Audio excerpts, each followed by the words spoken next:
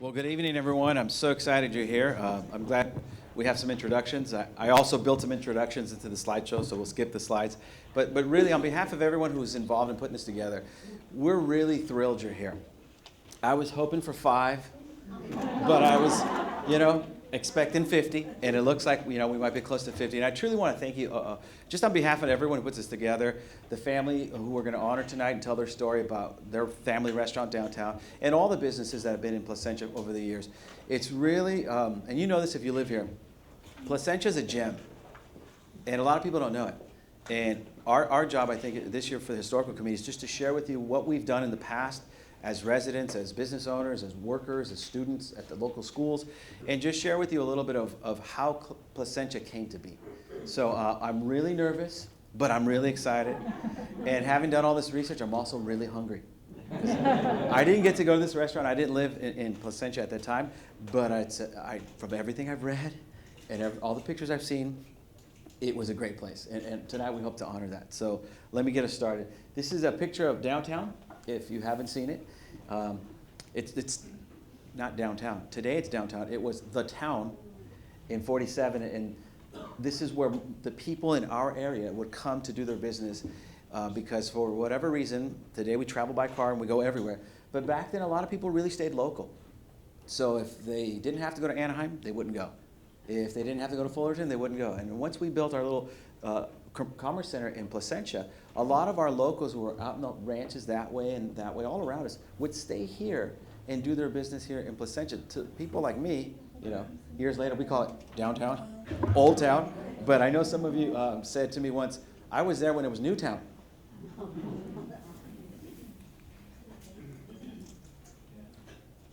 We just did that. Here's a photograph. I found a lot of interesting photographs. This is a photograph of Placentia in the 1950s. It's just extraordinary what we've changed. It's really amazing how much the county has grown, how much the city has grown. Some of the streets you might recognize. This is right around here is Valencia High School. Right around here is what we call downtown now.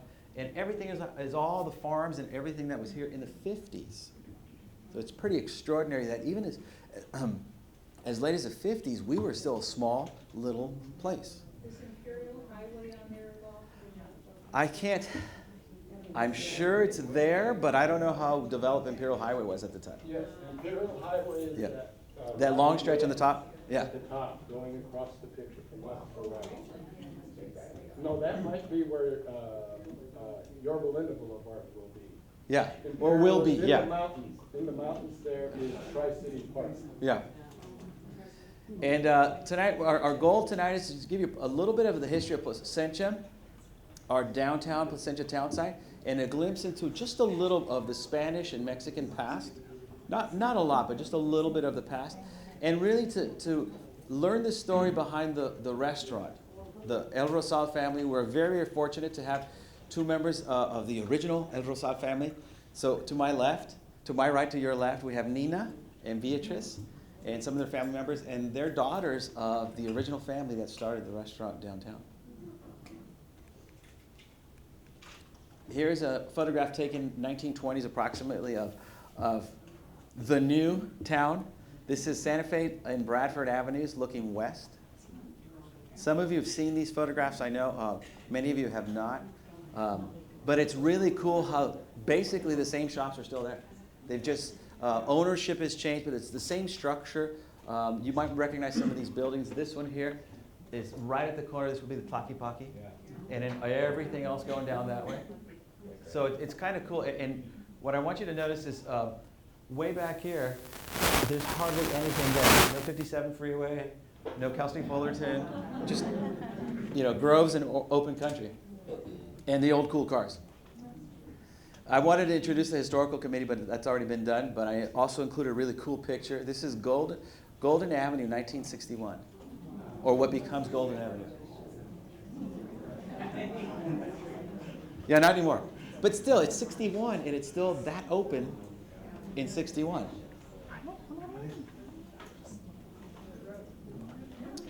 I also want to thank the Placentia Library Room, but we've already done that. However, If you'd like to visit our library room, we really encourage you to do that. There's a lot of really good stuff in our library room. You can contact Ms. Wendy Townsend and set up a visit, but there's really extraordinary stuff in there, you guys. We have an amazing collection of artifacts in their original condition, and some of the artifacts we're starting to digitize. For instance, I know we just recently digitized all the yearbooks from El Dorado High School, Valencia High School, and I think the junior highs or just the high schools? The junior high. And the junior highs. And Esperanza. And Esperanza. So what others?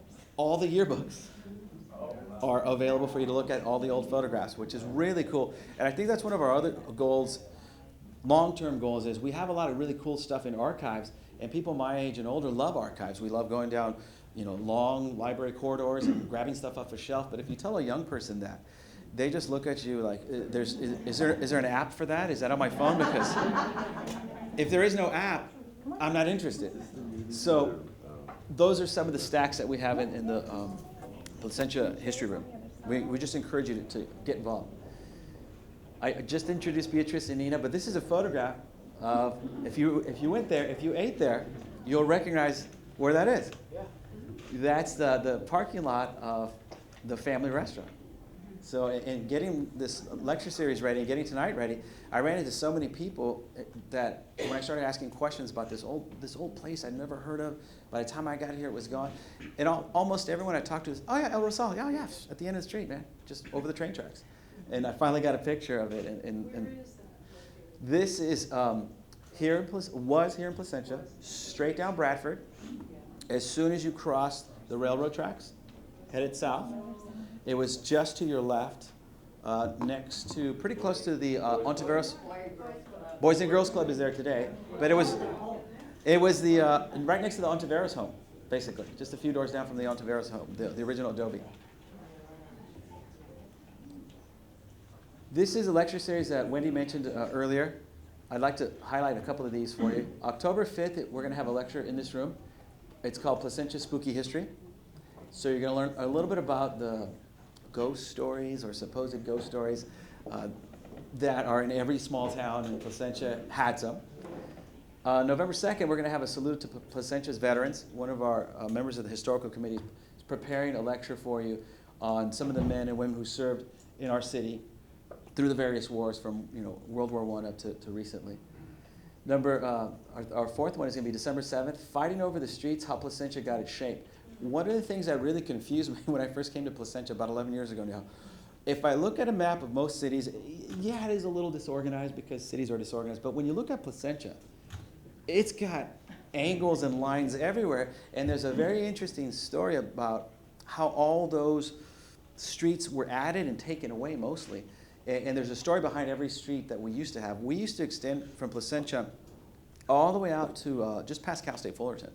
But as the years went by, there was incorporation wars, and there were people fighting for it. I want your block in my city. I want your ranch in my city. So there's a very interesting lecture that we're preparing to teach you how we got our shape. Next is January.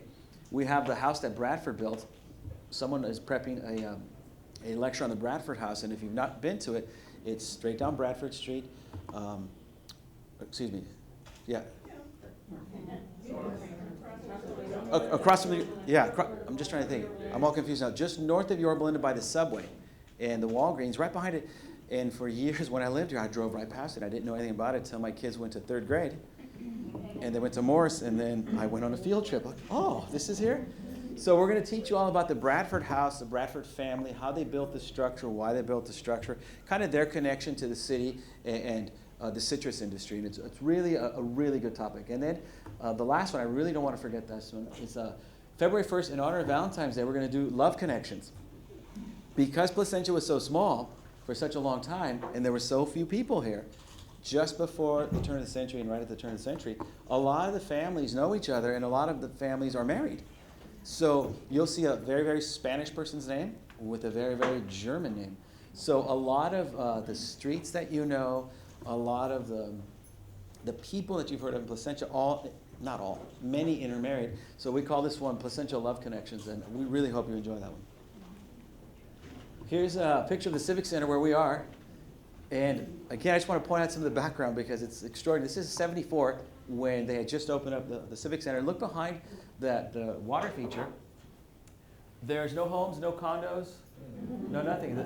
The parking lot was right there.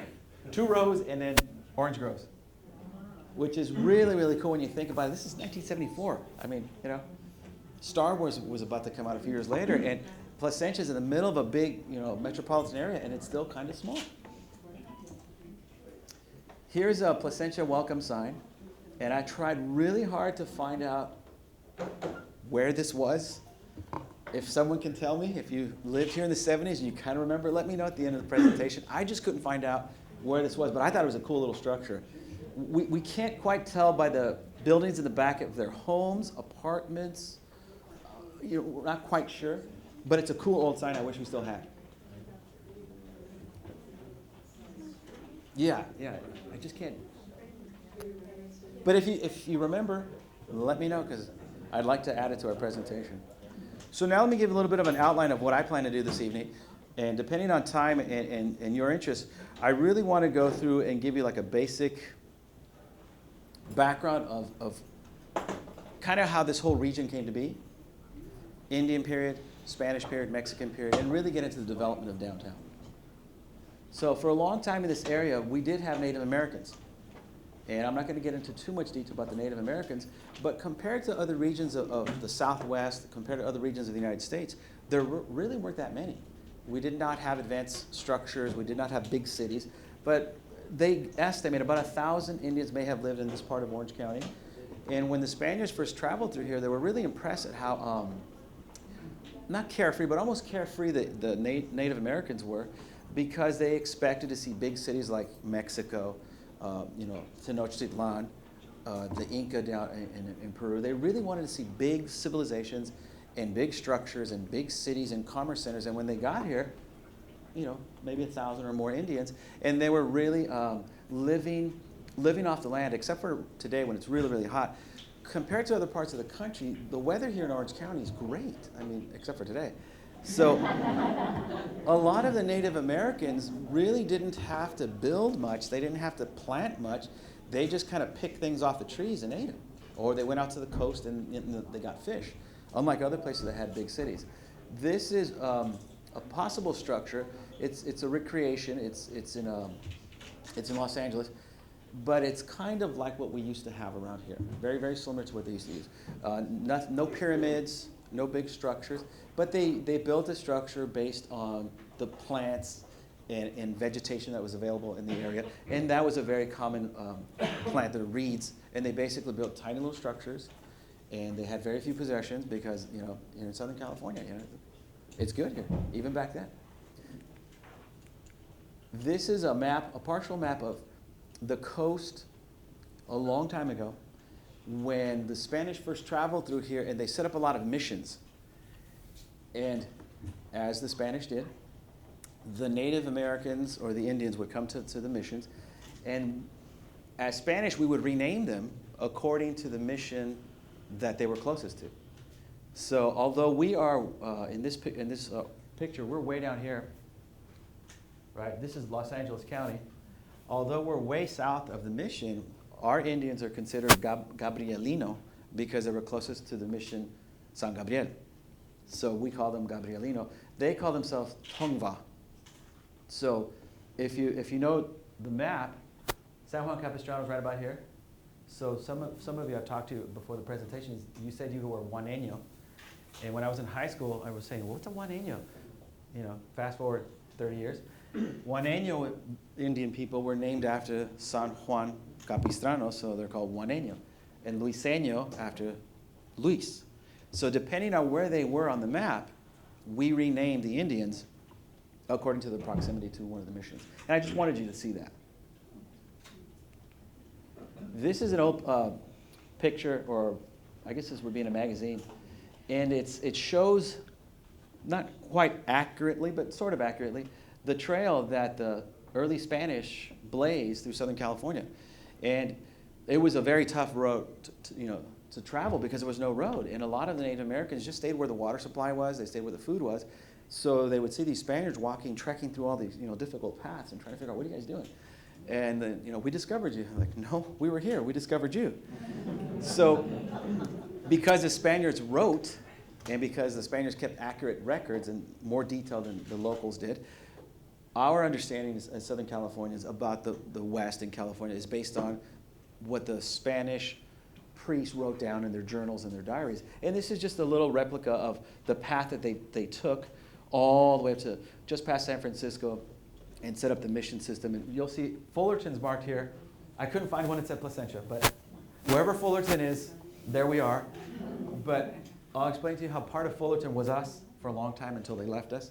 But I just thought it was really cool for you to see how far they traveled, basically on foot. And they set up these missions about a day's journey apart so that they can always have a place to turn to in time of need. But really, there was nothing out here. So when you were leaving Mexico as a Spaniard traveling north, there was nothing for you here. The government was supposed to send you supplies and food. You were on your own. So in July 1769, Captain Gaspar de Portolat traveled through this area. And he named a lot of what we have here today. And there's an interesting story, I'll just give you one, about how Spaniards named this region. So the Spaniards are traveling from San Diego up. They get to the region just south of our location by the Santa Ana River. And they make base camp somewhere near a city called Olive. I don't know if you remember the old, it's now orange, but I guess it's Orange Olive. So somewhere around there, when the river didn't have cement in it, and it had its natural course meandering through the rocks and stuff, the Spaniards stopped there and rested. So that day, they had a series of powerful earthquakes. They had 4 earthquakes in a row that day. And if you read the journals of the priests, they're Catholics, so they're doing everything Catholics do. I grew up Catholic, so you start praying your rosary, you start praying your Hail Marys. And they hadn't really experienced anything like that. And a group of Indians came out and met them and talked to them and tried to reassure them that, look, we get these all the time. But then they got a really good one. They got a really powerful one. So one of the guys in the group, his name is Miguel Costanzo, he called it Rio de Temblores, which is the river of earthquakes. Father Juan Crespi, who got more afraid than anyone else, he called it El Río del Dulcísimo Nombre de Jesús de los Temblores. As you can read, it says the sweetest name of Jesus of the earthquakes, because he was petrified. Later, the soldiers just said, can we just call it the Santa Ana River? Because they had celebrated Mass for St. Anne's just a few days earlier, and the Santa Ana River stuck. So that's how we kind of get the name. A lot of people didn't know that. But we had earthquakes back then too. So I want to show you this slide just to show you a little bit about how many ranchos we had. And compared to LA County, because they're much bigger, we didn't have that many, but there's quite a few there. And we are way up here in this region. And the ranch that the ground that we're standing on was once a ranch that was a rancho given to a retired Spanish soldier. And his grandfather served, his father served. So the Ontiveros got this land grant, all the land we're standing on. And I just want to show it to you in comparison to all the other places. This is a photograph of the Ontiveros family. So on November 24th, 1825, Juan Pacifico married Maria Martina of the San Gabriel Mission. And those are all their children. And earlier I pointed out to you that you'll see very, very Spanish names, and all of a sudden a German name. Well, the Spaniards were here first. Well, the Indians were here first. The Spaniards were here second. And as the Americans were traveling west, because there's nobody here, and you only get to see a few people, they fell in love with a lot of the Spanish people. So they married. And you'll see Maria Prieta de Jesus married someone, Langenberger, from Anaheim. And you also see Dolores married a Yorba from that side of the tracks, the Yorba Rancho. I just thought it was cool to show you all their names and the years they were born. So you can read that all, kind of summarize what's on here. It's kind of a lot there. But basically, the Ontiveros were given a huge tract of land, 35,000 plus acres. It was a Mexican land grant, and it really encompassed a lot more than just Anaheim, Fullerton, Placentia, and Brea. It was huge. And basically, they built one of the most modest homes for someone who has that much land. I'm going to show you a picture of it. Their home would be just south of our location. So That's a huge piece of land for a small family with almost nothing around here. So they started developing the land, but there was hardly anything to develop because there wasn't anything here. Today, all that's left of that adobe structure is a couple of the bricks that we saved. I'm not sure who saved them. I don't see Wendy right now. Somebody saved them. But in our history room, right here in our library, just behind us, there is a little display, and you can see them when we finish today, a big glass display with 2 of the original bricks and a lot of the nails, those huge nails that somebody saved for us, thankfully, because the rest of the structure is gone. Today we do have a plaque. If you go down Crowther right now and go to Sam's Club or something, there is a little plaque. There's a little monument there marking the location of where it once was. And that location is just down the street from their restaurant. So I just thought you should. Sure. I got to see that house when it was being knocked down, and I thought it was so sad. We never knew he was there. And there were neighbors, the house was right next to our property, and we didn't even know that. And never showed it to anybody. Yeah, that seems. I'm glad you shared I that. thought it was very- That seems to be a common experience people shared with me. Huge little house. Let me advance the slide. This is the house in 36. But it didn't look like that. Yeah. I found some other pictures, but I couldn't confirm that it was their adobe because they look a little different. But this one I can confirm is their adobe for the Rancho San Juan Cajon de Santa Ana, a shorter name than the other name that we would have used. And let me show you the next slide. Let me go forward a little bit. That's what it looked like in 74. And from what I've heard, a lot of you saw that, Yeah. but many never saw it. Was that there? I didn't even know it was there. I didn't know what that was. We were neighbors for 30 years. Yeah. Well, I wanted to make sure you saw it just before, sometime in the 70s. I couldn't quite get the date. Sometime in the 70s, it came down. Let me go backwards a little bit. So Mr. Ontiveros had the land for quite a while, but then he had a lot of children, and he started subdividing his land, as most of the Mexicans and the Spaniards did quickly. As the Europeans are traveling west, the Americans are moving closer and closer. Eventually, they start to subdivide to make some money or to give gifts to their children or their in-laws and that kind of thing. So he starts to subdivide his land. And one of those subdivisions is very, very important. In 1853, he gives some land to Abel Stearns. In 57, to George Hansen of Anaheim. They were called the Los Angeles Vineyard Society. And Mr. Ontiveros sold him a tract of land, and the people from Anaheim agreed, we're never going to get any bigger than this. We're going, this is our colony. We're going to stay, pretty much this size. And well, they're bigger than us now, and we sold them our land. And then in 63, he gave some land to 2 of his sons.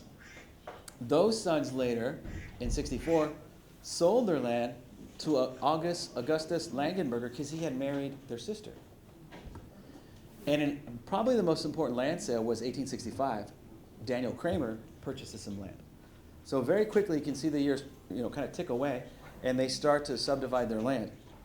And the Ontiveros family did something kind of interesting. They actually left our region here, went up to the region near Santa Maria, and put an adobe up in the region that becomes Santa Maria, and they were instrumental in founding Santa Maria wine country way out there. If you've ever been to Santa Maria, it's a very interesting story in that he was not here for very long, but his family left a big footprint here, and then they travel up north and leave a big footprint up there and kind of develop the Santa Barbara area. I want to show this to you. Here's their adobe. Your restaurant would have been just a little over there. The river is here. We believe that they camped somewhere down here, the original Spaniards. So one of the things that is a theme that comes up in Placentia history often is water. We never had enough water. We had great soil, but we didn't have enough water because it just didn't rain that much. So these are arrows or lines that show you where they hand dug trenches and canals in very, very rugged terrain and a lot of gopher holes and that kind of thing just to get water to the Ontiveros land first, and then to the Anaheim land, and then to everybody else.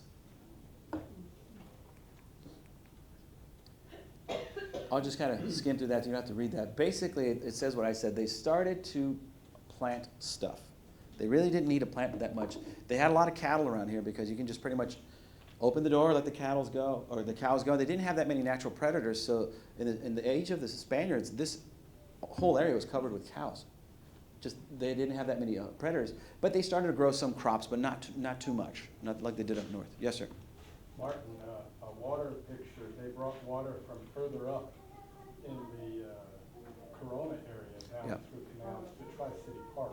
Yeah. And so that's what enabled Placentia to expand to the north. Yeah. In fact, I didn't include it in this presentation, but I'm glad you pointed out. The local residents tapped into this river many times to send water, like the Romans did. It had to be gravity had to be involved in every step. So there was a big engineering feat to get the water from the river when it rained to your farm. And there was a big, getting water here, there were some water battles in Placentia just to get the water to your land. This is Mr. Daniel Kramer. He was the first non-Spanish speaking person in Placentia. He came from Germany. A lot of our region, I was surprised when I was younger, was settled by Germans. And they wrote home and they told people land is cheap, opportunities are great, come out to California. So they would leave the East Coast, go to the Midwest, leave the Midwest, go to Southwest and eventually end up in California. And they really loved it here. And he bought a nice tract of land. And he started planting grains and grapes and walnuts and sheep. They basically, because it was so hard to get water, until we could secure the water, you couldn't grow a lot of citrus or a lot of product that needed a lot of water. So they grew a lot of grain. It's just a little easier to grow. And sheep will pretty much eat anything. So he died in 1882, though. So a lot of what the Kramers did, their children did it. He got last and his wife also. Yes. Yes, there's a lot of intriguing stories about who married whom and did they love him or not, because I'm just saying, if you have 10,000 acres, I'm in love with you too. I love you too for 10,000 acres. But I get your point. These are some of the other settlers that came to Placentia, and you'll recognize some of the names. We're not going to spend a lot of time on these, but I just want to give you a background, just a brief background. So you got the Tuffreys, McFaddens, Hedderbrinks, Bastion Cherry, Wagners, Gilman, Crowther, and so on and so on. I'll let you read those. But there's quite a few people there, and there are more, that really start to develop our little town and kind of put us on the map. And their names are on street signs all over the place and buildings here in town. Dry farming is a technique that I kind of alluded to earlier, where you plant what can grow with the least amount of fuss. So we didn't have a lot of cultivation, a lot of stuff at first until we can get water secured. Eventually, though, as you know, and maybe you don't know, Placentia really, like the other cities in Orange County, we just explode. Once we can secure the water, we start growing corn, potatoes, cabbage, grapes, walnuts, tomatoes, lemons, limes, grapefruit, and of course, oranges. Once we really get that water secure, this whole place changes. But it doesn't change dramatically in terms of building cities. It just changes in terms of what we grow. Here's a picture, which I thought was kind of interesting. One of the guys who came here was Domingo Bastoncherry. He was a sheep herder or sheep farmer, I guess, and he had a big sheep farm, and we would just drive them from the hills out where his place was, all the way to Fullerton. That's where our train station was, and that was a pretty common scene to have sheep, going through town on their way to the train stations. And this is 1890. I found this kind of interesting. I hope you get a kick out of this. One of the fashions for the Gibson girl era, just before the flapper era of the 1920s, was, just kind of what you wore in town. Even in our town, which was really tiny, and Fullerton was still pretty tiny, people really wanted to look good on Sunday. They wanted to dress up. One thing they did was they had these really ornate hats with ostrich feathers. So in Fullerton and parts of Placentia that way, we started ostrich ranches or farms. I don't know. Yeah. I've eaten it many times. I don't know how much we ate because I couldn't find any information. Maybe someone in the room can help me if we raised them to slaughter and to eat. But from what I gathered, it was mostly for entertainment because they rode them. They had them as pets, and then their feathers. And they raced them. Yeah, they would saddle up and like race. By far, though, the Valencia orange was king. We grew a lot of stuff, but the Valencia orange was incredible. As you leave later in the evening, we have some original packing label advertisements on the back. I have scans of them on my presentation, but we had a lot of oranges, and it made us a lot of money. So the people that were involved in growing, taking care of the trees, picking, packing, shipping out, very quickly soon realized if you put some good artwork on there, people are going to buy the stuff. This is someone I think you should really know. His name is Richard Gilman. He's credited with the first successful Valencia orange grove in California. And it was initially a very, very small plot of land because we were growing another product that was a little more profitable at first. But someone introduced him to the Valencia August, the Naranja Tarde de Valencia, and a lot of people were quite sure if that was going to take off, and little do we know now it took off. His land is in Fullerton now, but it was ours too. It's part of Cal State Fullerton. There's a little park named after him, pretty close to, I think it's not. Yeah, it's off of Rolling Hills. It's not Craig Park. Is it Craig Park? Yeah, it's right next to Craig Park. There's a little park that's kind of dedicated to him, and he really gets credited for getting these oranges going. And there's one of his groves in 1880. And as you can see, the roads are just, it's 1880, 1890. We still got nothing. But our citrus is starting to take off, and we're making some money. I've included this picture to show you from the previous picture. Let me show it to you again. 1880s, right? 1940s, it's pretty much the same thing. So what you see more of is orchards, because we're making more money. But you still don't see a lot of people coming to Placentia. You still don't see, we didn't really have a big draw of people till after World War II. Here's some of the artwork that I was telling you about earlier. Many of you have seen these, some of you have not. They're just amazing. And Placentia really had a lot of beautiful artwork, but so did a lot of the other cities in our area. They just had amazing artists advertising the quality product that you can grow out of California soil. Some of you I spoke to before the presentation told me when you were looking at some of these slides, you said, oh, I worked there. My mom worked there. My grandma worked there. So some people actually in this room worked in these packing houses when they were still here, and we were still producing citrus. Most people recognize that one. Whoa, sorry. Here's another one. And here's another one by someone who left us. This is Mr. Chapman's oranges.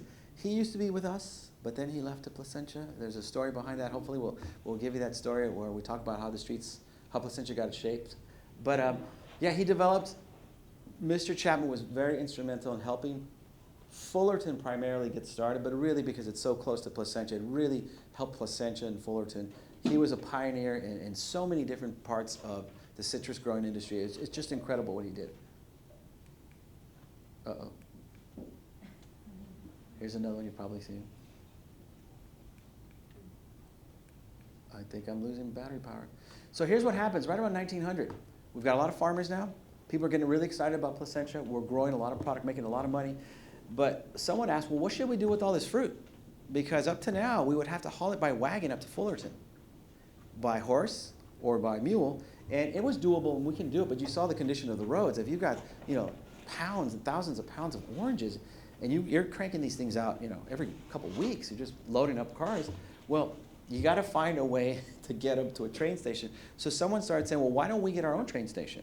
Well, why don't we start getting our own downtown? So some of the original men and women who came together to really start Placentia started saying, we need our own downtown commercial center. We need our own train station. We need to get the tracks that go right past us to Fullerton, and we have to get a cutoff from Fullerton right through Placentia all the way to what we called Richfield at the time, all the way out to the high desert, or not high desert, to San Bernardino, because they had been passing us. So a lot of people said, okay, we can still keep going to Fullerton, but why don't we build a train station like this here? So it took some doing.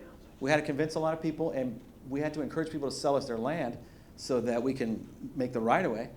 And eventually, I put this slide in there to show you how rough the streets were, even getting to Fullerton. This is a photograph of them paving it the first time. So it was just a dusty road, and you have to haul all your crops to the train station. And people began to say, we don't want to do that anymore. We want to have our own train station here.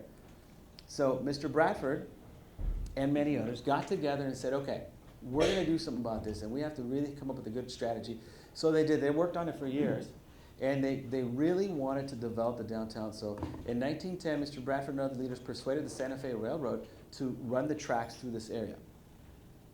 A lot of the original part of Placentia is named after these men. If you've been in our city for a while, we have Chapman, Melrose, Crowther, and Bradford. So these are just a little bios, a quick bio on some of these guys and what they did. I'll let you read that.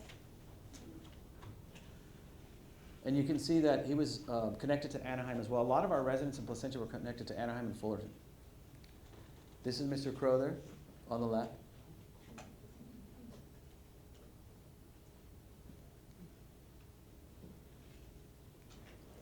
And Mr. Chapman.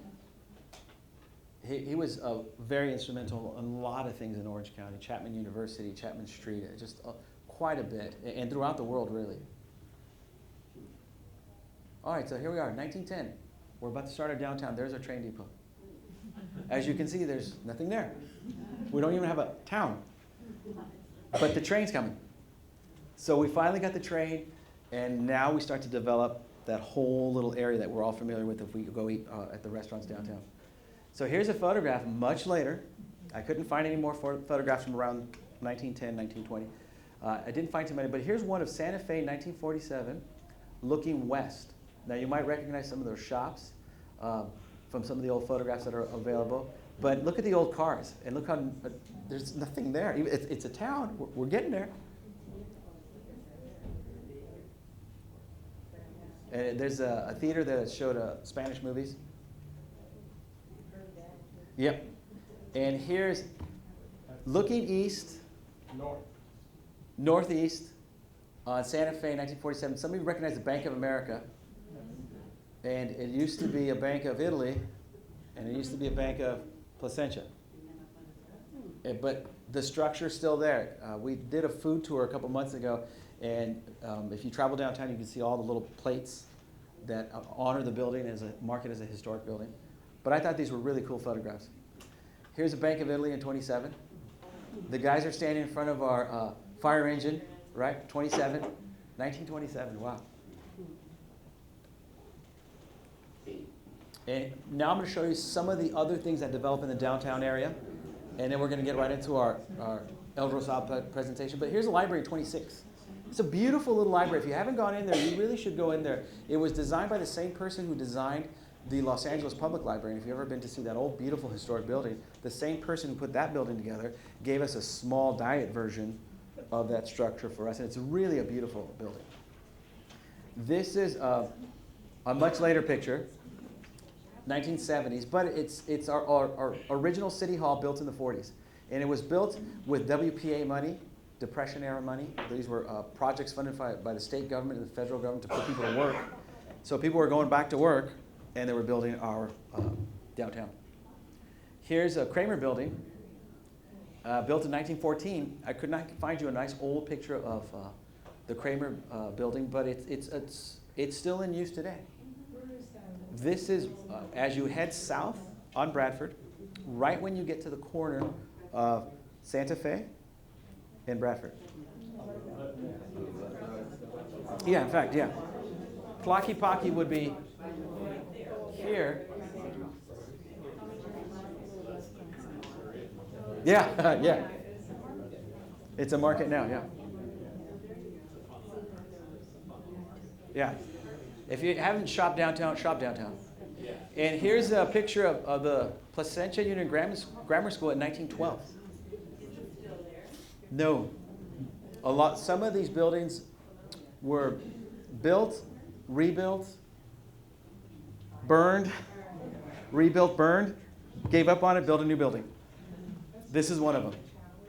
It's a beautiful structure, 1912. So we're now starting to develop our town, what we call the downtown. And here's the second Bradford Avenue School in 35. It's an extraordinary structure. That's gone too.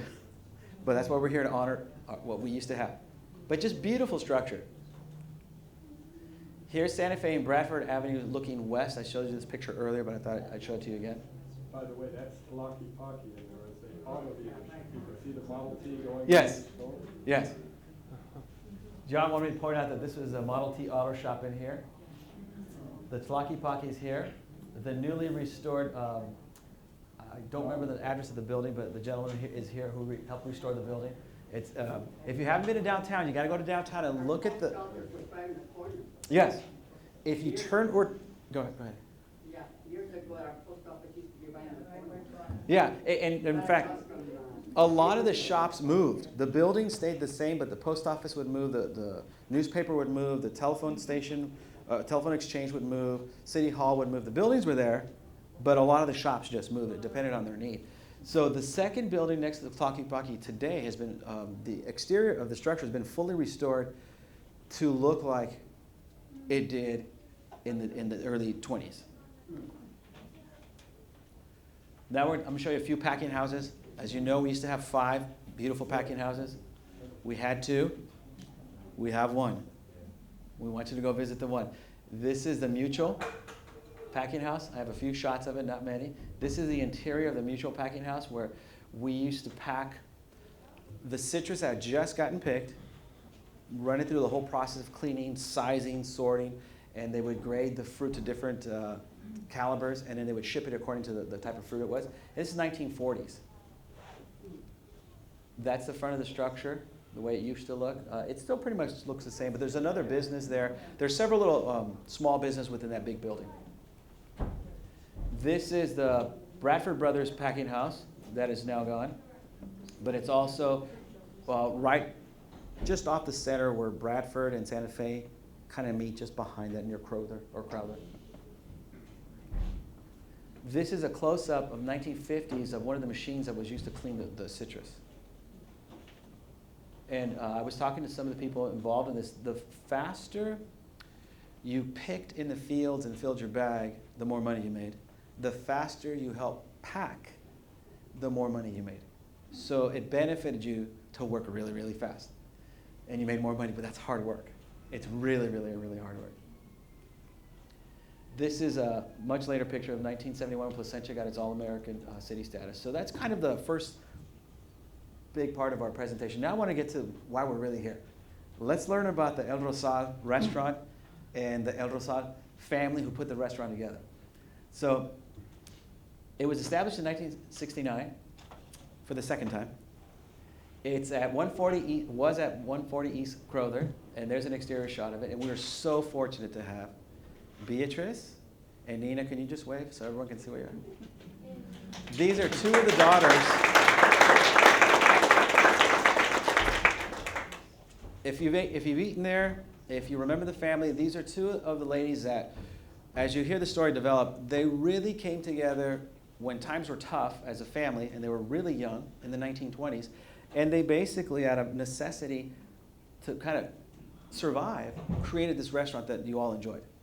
And hopefully tonight we're gonna honor that memory and tell you a little bit of the story. So Antonio Ruiz and Rosa Trujillo lived in Mexico, as a lot of us did. I'm from Mexico as well. And they lived in a state called Zacatecas and Fresnillo. Did I get it right? Okay. And a lot of the people around 1910, 1915, 1920, because of the turmoil that was taking place in Mexico because of the Mexican Revolution, the aftermath of the Mexican Revolution, when the governments were replacing themselves practically every month, a lot of families fled and came north. Well, Antonio and Rosa knew each other back home. So as a lot of immigrants, not just Mexicans, Italians, Germans, French, you tend to go where you already have family. Well, they had some family here in what becomes Placentia. So they come to Placentia, and they already knew each other back home, but around 1919, Antonio and Rosa marry, and they start to raise a young family. So Cecilia was born in 1920. Beatriz was here with us now, was born in 22. Adolfo was in 26, and Nina was in 28. So they had a family in, rapid succession. They used to attend the Richfield School. The Richfield School would be, I guess, south of us, east of us, and it was built in an area that was going to become a town, Richfield Town, because of a lot of the oil production. Behind the school, you can see the oil derricks. And when I went to Cal State Fullerton, it wasn't until I was in Cal State Fullerton, that I realized we have oil. I didn't know. And I found all these great old pictures of Placentia, Huntington Beach, Fullerton, where there's row after row of lemon trees, orange trees, cabbage, grapes, and whatever produce we were growing, and beautiful oil towers in the middle of these, I say that sarcastically because they have these big oil gushers right next to a row of oranges. So it's kind of an interesting thing. We discovered oil right around the time the citrus industry was booming, and right around the time we got water. So this is an area just south of us that, and today I guess we call it Atwood, because it was named after Mr. Atwood, who had a little shop down there. But I wanted you to see the school that they attended. This is around the same time. George Key Ranch, north of us, west of us, and I want you to see how just from our little town of Placentia, just a few, not even miles over, just a little bit over there, there's nothing there. But I want you to see how in the background there's oil derricks, there's citrus, and there's little tiny houses tucked in there. And today, the George Key Ranch is, I think it's run by the county, and you can go visit it. It's a county park. Right. It's shut down now, though. Oh. They had some earthquake damage. Oh, no. Yeah, so last year, the OC Parks closed it down. So up until now, if your kids went to school in Placentia, like my kids went to school in Placentia, and I went on that field trip, like, wow, we got the Bradford house and this? Who knew? So when they fix it, I imagine, let's go see it, because we got to go see it. So this is something kind of interesting I want to share with you. This is a photograph of Placentia, a lot of Mexican-American families celebrating September 16th, which is Mexico's Independence Day, and they had what they called Jamaica celebrations. And if you're Catholic and if you're Mexican, you know what these are.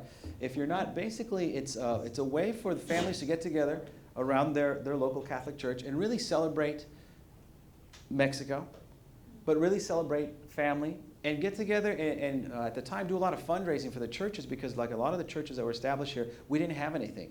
So I talked to one of the longtime residents here. They told me they would have Jamaicas here, which is a celebration, and they'd sell tacos and they'd have, snow cones or whatever, and they'd raise money to buy chairs for the church. The St. Joseph Church at one point didn't even have any furniture in it, and we used to sit on orange crates. We would ask, the members of the church would ask the local packing houses, can we borrow some crates until we get furniture? And they would sit on those until they would have a series of these Jamaicas to help raise money to build up your church. And it was at one of these Jamaicas that our guest mother was helping, sell tacos. And the girls and the mother are thinking, Mom, you're pretty good at cooking tacos. We really don't like helping you make tacos because we work all week. And now we have to come here on Sunday, but we honor our mom. And we're going to, be here helping you sell, tacos to help the church. And then Mom starts thinking, this is really early, she starts thinking, I can make some money, open up a restaurant. But at the time, they really didn't know that much about running a restaurant. They were just a family who went to church and was helping sell tacos to help the church. But the seed was already planted early. I can't see that far. Oh my goodness, okay, I'm gonna go. Sorry, I was stalling earlier for family to get here. We're gonna go fast now. Life changed for the family though. At first, when they lived in Richfield, it was really tough on them because their father passed away when all the kids were really young. So now you have a Mexican-American woman, speaks no English, 4 children, growing up in basically a really small town. What is she going to do? So they really started worrying about how are we going to take care of ourselves. And one of their uncles let them live on land that he had, and they had to live in a house behind their uncle's house. And really that's when they started coming together as a family and really working together to take care of their needs because they didn't have a father. So in 1938, just before the flood, they moved from Richfield to Placentia, and life changed for the better for them quite a bit. I'll show you how. I'll let you read that so I can hurry up.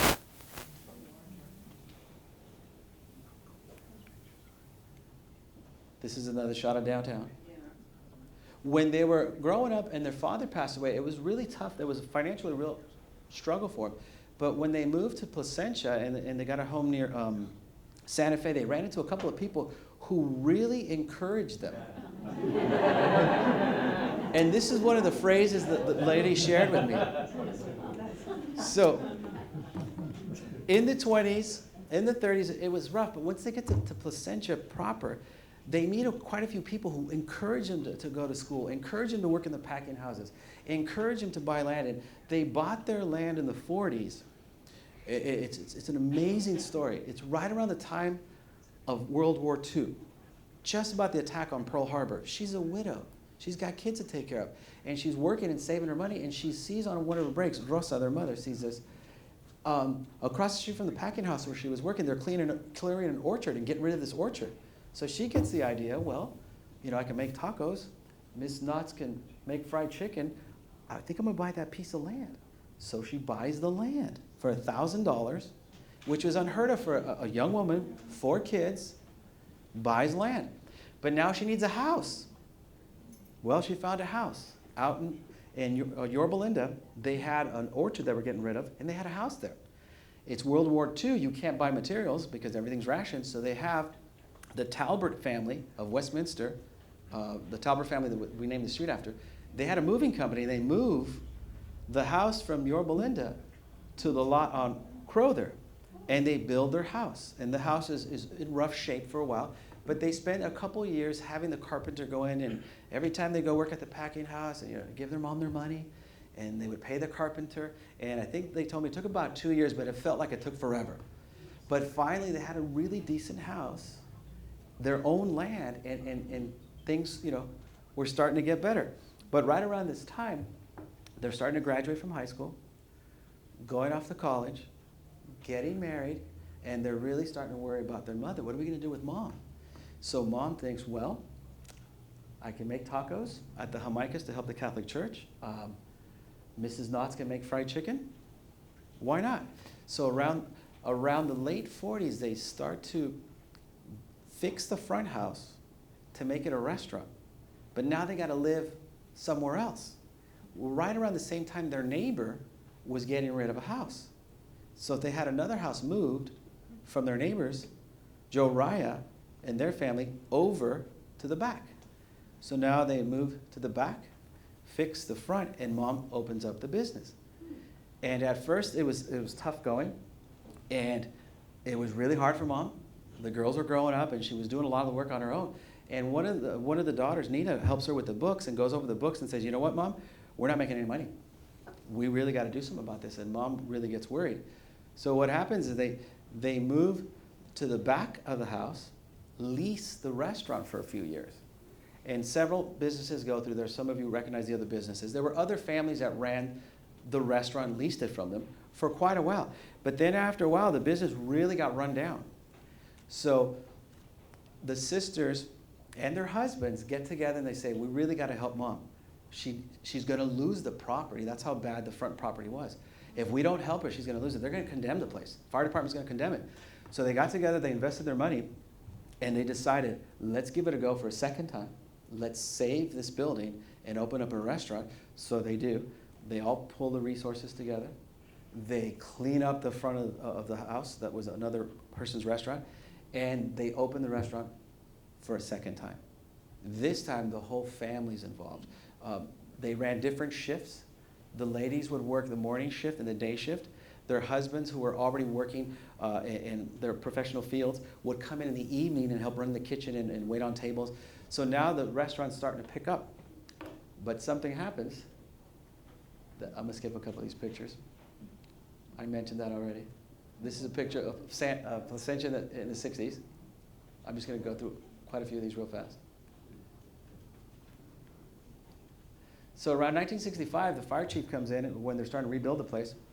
And the chief says, come on, let's get together and clean this place up. They really wanted to save it for the family. So they do. They get it ready, and they're about to open. And at that time, a lot of people would come to Placentia. This is a picture of Placentia around the same time. It's the Bargain Basket Shopping Center, which is now the Northgate Shopping Center. But as you can see, even in the 60s, there was still nothing there. So now they got a restaurant. They're about to open. and they got to get some customers. So this is a scan of the original menu. This is the interesting story that I hope they help me tell you. Right around the time they opened up the restaurant for the second time, there's another, well, there are many competing restaurants in town, but there's one called the 301. And a lot of people would go there. Some people would not because the family really wanted to open a family restaurant, not a bar. So they opened up, the 301 family goes on vacation for some reason. Right around the time the ladies are reopening the restaurant with their family. So they think, well, all these customers are going down to the 301, they can come over here. So a lot of the customers used to go from Autonetics, which was Rockwell, and go down to the 301 for lunch. So they were trying to figure out, how are we going to get these customers to come to our place? They closed. So I think Beatrice said something like, we got them, because now they're coming into downtown. They're coming for lunch. There's nowhere to go. And there we are, El Rosal, waving them in to get into the restaurant. So here's a picture of Autonetics in the 1960s. But some of you may have worked there or may not. But this is what the structure looked like. It's a military contractor. They built missiles and things like that. This is their entire land in 1957. We would be over here somewhere. But if it's off of Miraloma, there's still some of the structures left there today. I think there's quite a few businesses. That's why I quoted your sister who told me, we got them. Because they were coming down to the 301. The 301 was closed. Everyone's coming from lunch, and they come to us. How about the phone? I'm going to get to that. There's the original recipe, or excuse me, menu. You can see the prices are amazing. A combo was $2.30. And you got salad, coffee, beans, rice, ice cream, sherbet, and then whatever your 2 items. No substitutions, please. Beer was 55 cents. There's a restaurant in the 1970s and 80s, and it's packed. So as the ladies were telling you earlier, after a while, the phone would just keep ringing, and they would say, well, we need a reservation for 20 for lunch for 30 minutes, a reservation for 30, a reservation for 40. Here's the inside kitchen. That's one of the busboys that they hired, one of the local kids. So there's your quote. There's a patio. Some of you recognize the patio. One day, one of the husbands was saying, don't take any more phone reservations. We can't take any more. And they said, take the phone off the hook. And Beatrice said, no, no, no, no. Let them line up outside. It's good for business to see a long line. Yeah. So now we're at the part where I want to talk to you about a couple of their recipes, but at any time you want to jump in and share any of the stories. I think what I liked best about doing the research on your restaurant was that you took advantage of every opportunity that someone else would have felt sad or depressed about. As a family, you just took advantage of it. You got your restaurant open for the second time, 301 closes, you got customers coming in.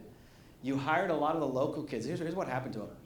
Once the Autonetics people would come, they would like it, and they'd say, wow, we're going to come back for dinner. And then at lunch, Valencia used to allow the kids to come, not home, but to leave campus for lunch. So now you got the Autonetics guys who aren't going to 301 anymore. They're going to your restaurant. They've only got 30 minutes, and you've got customers everywhere. And you got the high school kids coming for lunch when the Autonetics kids workers are there. So you're cranking out orders, and then the kids would go home and tell their parents, hey, there's a great restaurant in downtown.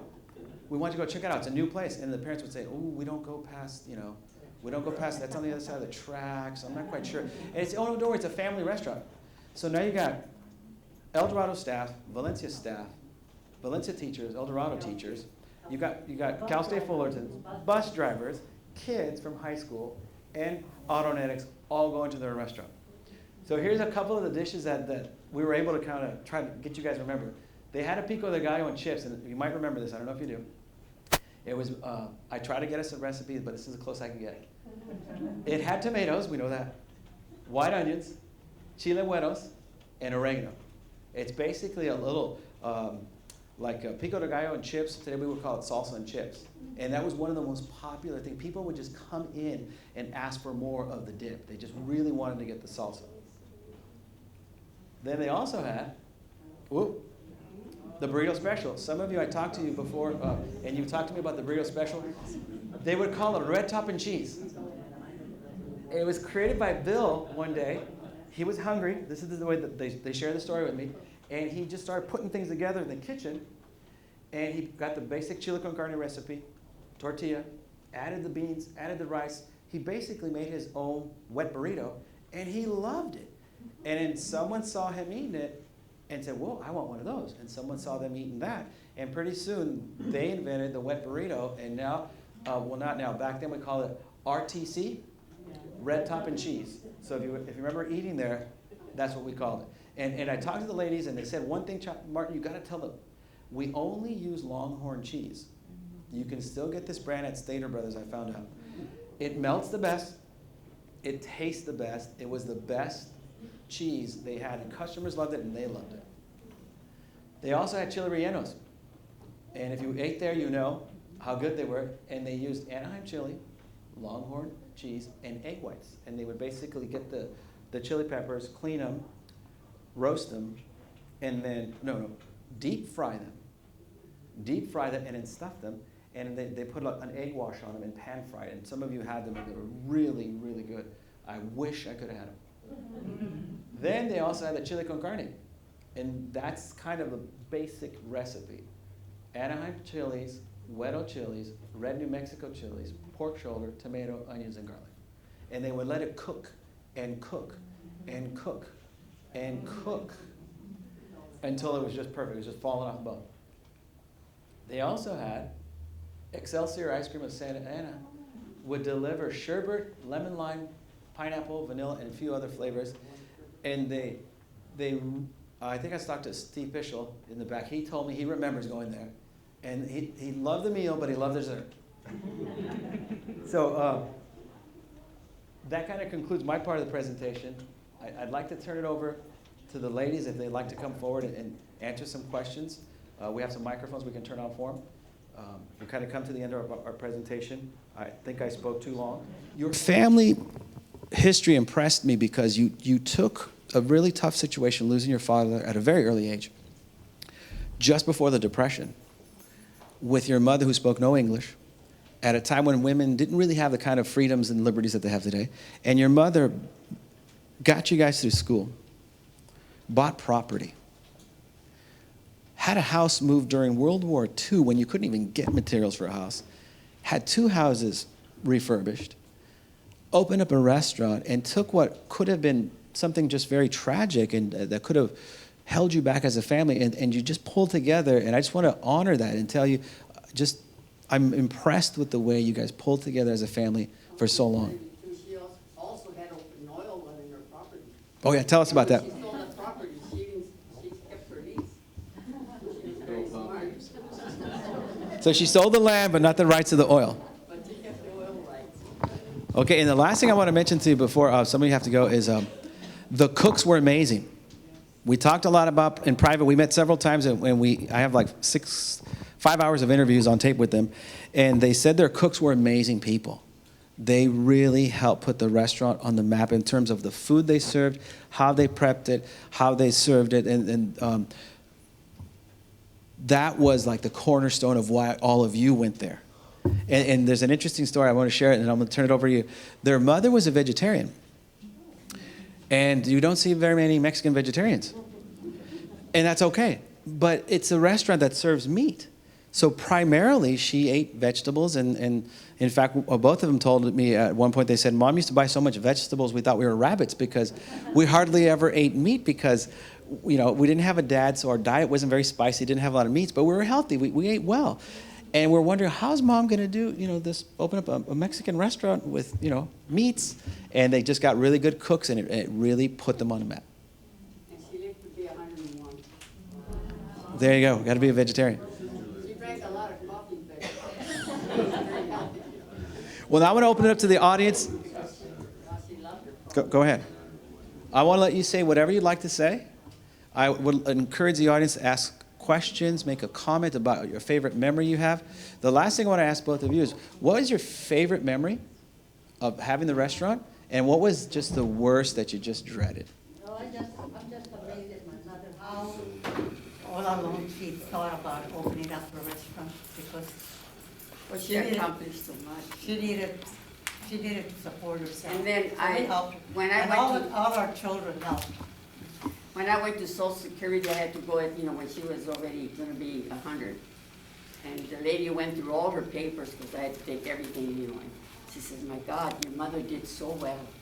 I said, yes, she worked very hard, but she just worked hard. And I'm glad you mentioned that. Imagine being a Hispanic woman in the 1930s and you're a widow, and you buy that first piece of land, and that set into motion the next 40 years. And not only that, when we were young, she would take us up north so we could, you know, because she, you know, we needed, you know, to help her. And we used to go over there, and my dad died when I was 2 years old, and I must have been 5. And she'd take us, we were picking cotton, tomato, prunes, whatever else. And she would take us up north to, you know, just to survive. So, So we worked Of course, hard. our uncle was with us, he took care Yeah, our of us. uncle would take care of us. so drive us they up would there. travel from Placentia all the way to Hollister, California. Hollister. And they would caravan when there was hardly any roads, and all the families would caravan, and they didn't have hotels. They would pitch tents Well, that's what near people where their did. jobs They were, would Go up north during and the summer. everybody worked the fields in June, July, and August to help keep the family together. Keep it together, yeah. Yes, sir. I think it's important to note, to recognize also that the whole family worked together to make sure, and you know, my Aunt B and Aunt Cecilia, to make sure that And your mom, and your grandma. my grandma too, definitely, since younger, to make sure that they did make the restaurant so influential. And part of that was being, you know, being the American dream, which, you know, my grandma did have an opportunity, which was a little bit, I think, to go to Marywood Catholic School with you know, Miss Debbie Kramer and some of the others too. So that was the sacrifices that they all made together to Right. make themselves stronger. And I think that's important to see that, that you know, the families work together. Right. That's a very And good. also, If my, I can add to that, I'm the daughter. Yeah, go ahead. And a lot of my cousins are here, in fact, my cousin Christy. All of the children worked in the restaurant. All of, We all started working when we were 9 or 10 years old. Yeah, I heard about that. Bussing tables. All our friends worked there. Friends, all of my friends at El Dorado High School. Oh, yeah. were there. now, let me tell you one thing. Sure. That little salsa that they liked, Yeah. my mother had some tables out there in the back of the house, the restaurant, and she started making this salsa because these two guys would go out there and they knew that salsa was there. And after they found out about the salsa, nobody wanted to sit for Inside. lunch inside. They wanted outside. Oh, I see. So my So mother built she up only the- served it in the back, in the Yeah. patio, and they found out, hey, the good stuff's in the back. So everyone was going to the back. Yeah. So everybody wanted reservations in the back. well, another thing I wanted, you know, my two sisters too, they, you know, when the war started, they went to work for Douglas. They were Rosie the Riveters. And that's when my mother bought the property, because they were helping my mother pay, because I wasn't in school yet. I had just started You know, high my school. mother was working in the packing house, and then she would see across, and then she said, I wish I could buy that property. And somebody told her that it was for sale, and she got it. She was an amazing woman. I don't know. That is extraordinary because here she is working at a packing house, which is a good job to have back then because you need the And money. she wasn't a fast packer. Yeah, but never mind. She did better as a restaurateur than packing oranges. But can you imagine that, Beatrice, though? Your mother's on break, looks across the street and learns that lot is for sale and says, I want it. Yep. And if it wasn't for that moment, that decision your mother took, and many others, we wouldn't be here tonight. That's extraordinary. You had an extraordinary mother. And you know, one of those pictures of Placentia, I have one in my house, because I had, you know, like the one you showed. And my mother's car is in front of the Bank of America, and I told my sisters, she's over there borrowing money again. And there's the car right in front of the bank. And Oh, that was it? there's the picture. I didn't know. Oh, I thought that was cute. That was nice of you. The thing I wanted to say too is I think we're noted for our salad dressing too. Yeah. We got salad dressing. I had a lady People pour on chasing their after. chips. Yeah, I forgot to add that. Yeah. They would come in just they come in from miles and miles. To get For the for celebrants. You know what, It was a people would go on secret. vacation That was and one they of the come back, celebrants. they wanted to eat at the restaurant. Yeah, and would you share the story you mentioned to me, the last time I saw, I think it was you, or maybe it was Nina.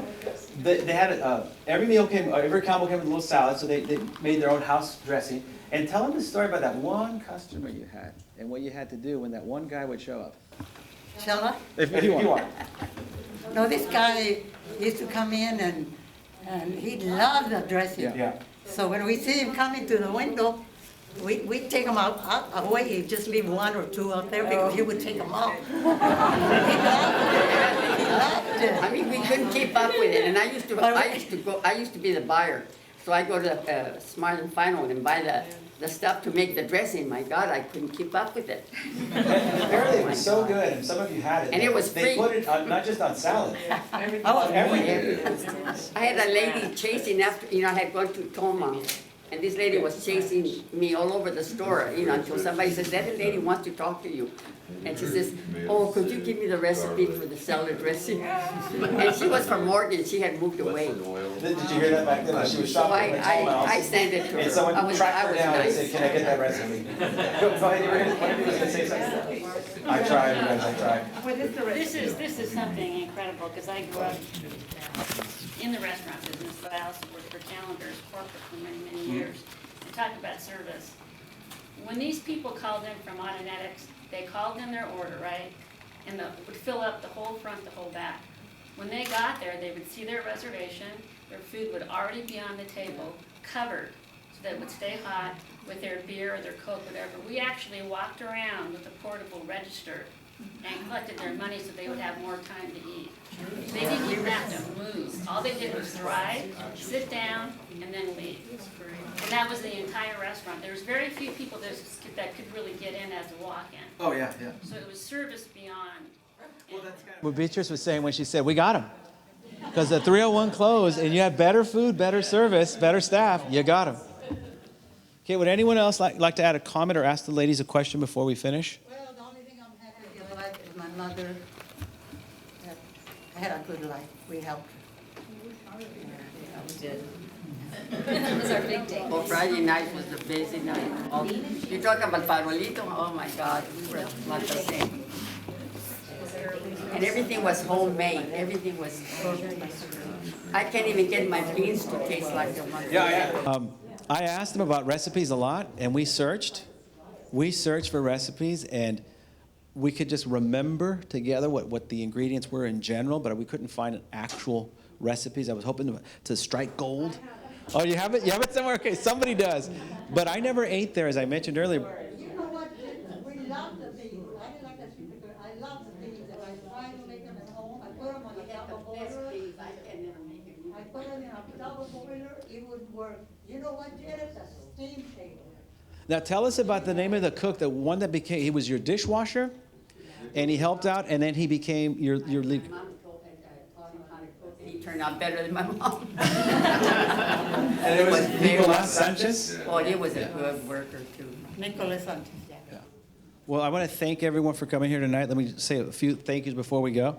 I want to thank Eric Lowe, the cable production coordinator for the City of Placentia and Empire Productions. I want to thank Ryan Merrill. They videotaped it for us tonight. He's a student at El Dorado High School in their advanced video production program.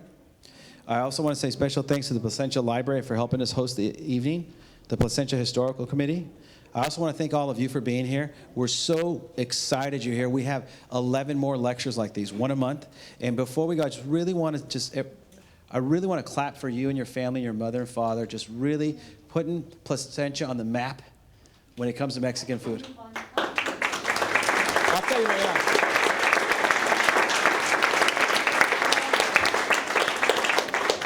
Beatrice just asked me, Martin, how did you find out about us? Well, I didn't know about you. Steve Pischel shared it with me, and a couple of others on the historical committee said, hey, you got to dig up this history of this cool place called El Rosal. It's not there anymore. And then once I met your mother 4 years ago at the Tamale Festival when I was volunteering, and she was walking with one of her children, and one of you ladies said to me, you got to do a story on my mom. So I took a note, but then I lost your phone number. So eventually, 4 years later, I found you. Thank you very much.